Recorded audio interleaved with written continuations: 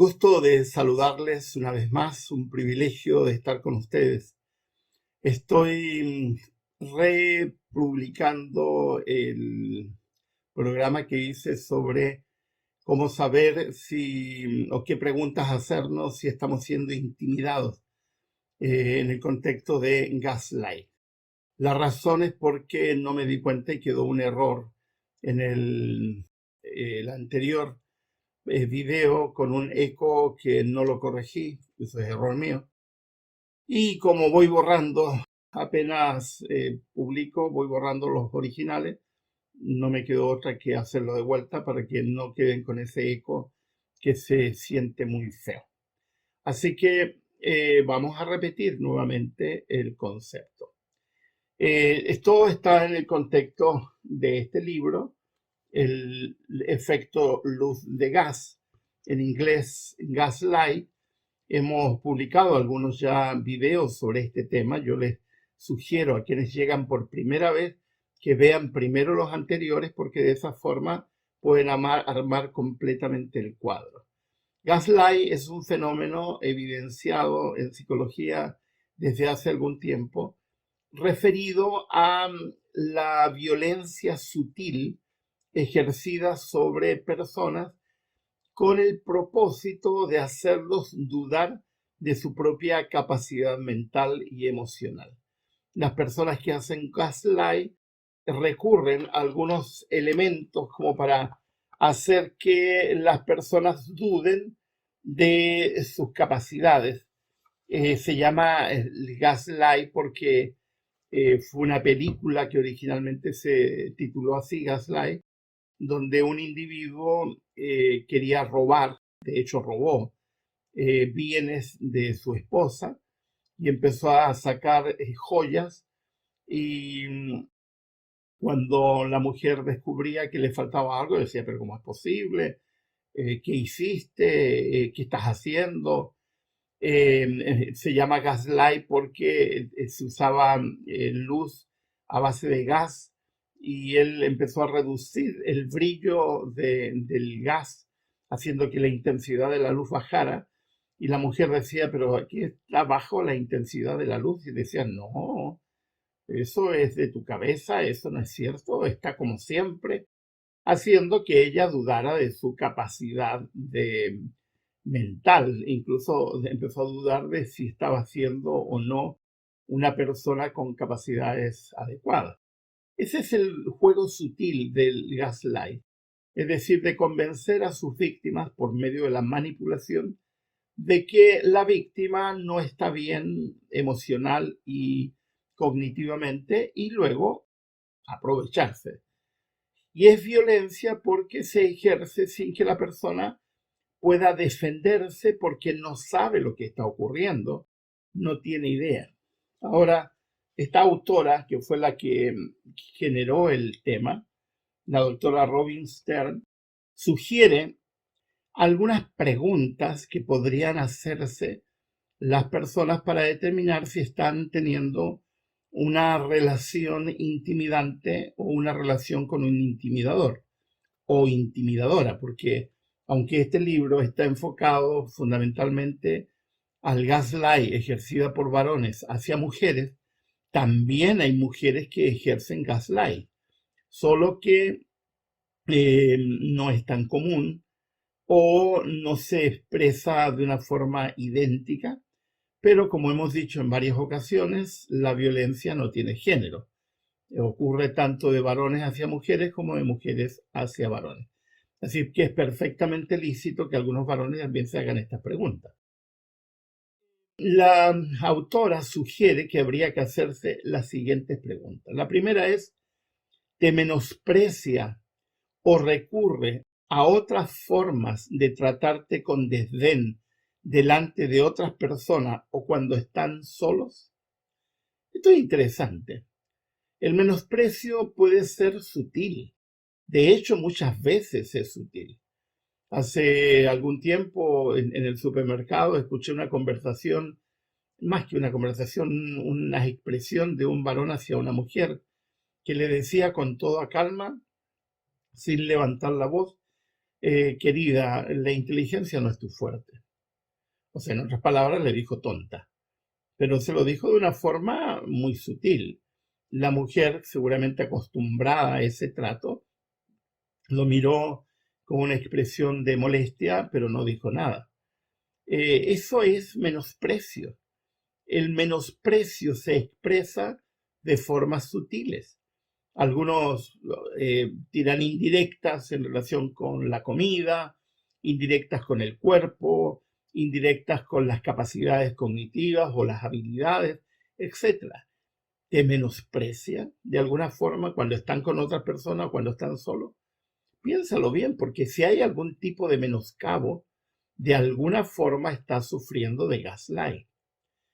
Segunda pregunta.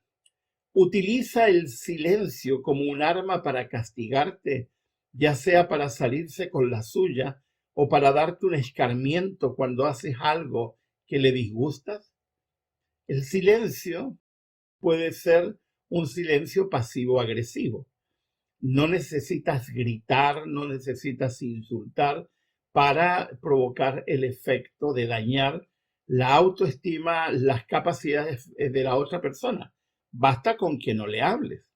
Y el no hablarle de una forma, digamos, agresiva.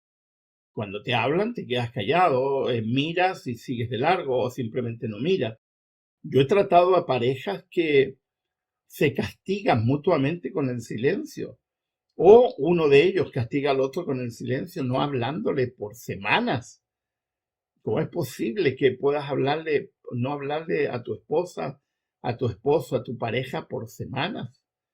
Y eso es como un daño abiertamente agresivo, solamente que no se insulta, no se grita, no se golpea y se usa el silencio como herramienta. Si se ha instalado de alguna forma en la relación tuya con tu novio, con tu novia, con tu pareja, con tu esposo, incluso en otros contextos, el silencio como arma, entonces estás ante la presencia de un intimidador o de una intimidadora que te está haciendo gaslight. Siguiente pregunta. ¿Tiene explosiones de ira frecuentes o periódicas? Yo suelo decir a las personas, tienes derecho a enojarte. El enojo es una de las 8 emociones básicas. El enojo es necesario. El enojo es una vía de escape absolutamente lícita. Tienes derecho a enojarte, pero no tienes derecho a tener explosiones de enojo. No tienes derecho a gritar, no tienes derecho a insultar, no tienes derecho a agredir, no tienes derecho a realizar acciones que supongan menoscabo, daño hacia otra persona. El enojo no tiene por qué ser dirigido hacia otro. Tú puedes enojarte, pero tienes que controlarte. Y no controlarte implica que de alguna manera estás usando, y de hecho algunas personas lo usan a propósito, el enojo y la explosión de enojo para maltratar a otra persona. Siguiente pregunta. ¿Te sientes atemorizada o atemorizado en su presencia o cuando piensas en él? Yo recuerdo a alguien que contaba de una de sus secretarias, una académica, que su secretaria permanentemente, cuando faltaba más o menos media hora para irse de vuelta a su casa, se ponía muy nerviosa y solía decir, no me puedo atrasar, a ver si tengo todo listo, a ver si hice todo, a ver. Y un día le dijo, ¿pero qué te pasa? No, no, es que me da mucho miedo si él llega y me he olvidado de hacer algo o si no estoy a tiempo en casa porque él se enoja muchísimo. Eso es gaslight. Eso es una forma de agresión. Esa agresión sutil efectuada como manipulación sobre otra persona. Nadie debería tener miedo en vínculos sociales, ni del esposo, ni de la novia o del novio, ni del padre, ni del compañero de trabajo, ni del jefe. Nadie debería tener miedo. Y cuando se instala el miedo, de alguna manera se ha instalado una relación tóxica Una relación que tarde o temprano va a pasar la cuenta en salud mental, en salud emocional, que finalmente va a contribuir a que esa persona que está sufriendo gaslight empiece a deteriorar su vida emocional. Siguiente pregunta. ¿Tienes la sensación de que se burla de ti abiertamente o de forma encubierta y luego dice, por ejemplo, solo estaba jugando o no era más que una broma? Las bromas suelen ser macabramente dañinas. Tienes derecho a hacer bromas, pero nunca de personas, nunca a costa de tu hijo, de tu hija, de tu esposo, de tu esposa, de tu compañero de trabajo, de tu pareja, nunca, nunca. Porque cuando haces bromas a costa de otra persona, simplemente te estás riendo de algo que va a afectar, si no, no sería risa. Muchas personas se ríen de inhabilidades, de poca experiencia o de características que tienen las personas. Y eso es una forma de agresión. Es una agresión sutil, pero que, como una gotita que va cayendo sobre una roca, termina por romper la estructura emocional más fuerte. Las bromas no son lícitas cuando van acompañados de un tipo de agresión. La siguiente pregunta.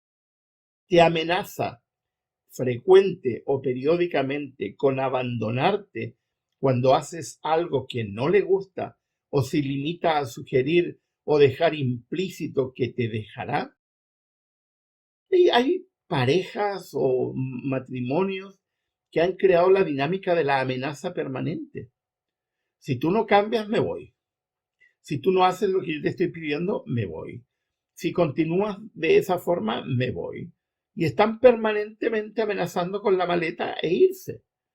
Y muchas personas ceden a esa amenaza y terminan no siendo auténticos, terminan no siendo personas libres, terminan no siendo personas que actúen de una forma adecuada. Yo le digo a los que sufren este tipo de amenazas, la próxima vez que te amenace, anda a la habitación, trae las maletas y dile, ahí están las maletas, puedes irte.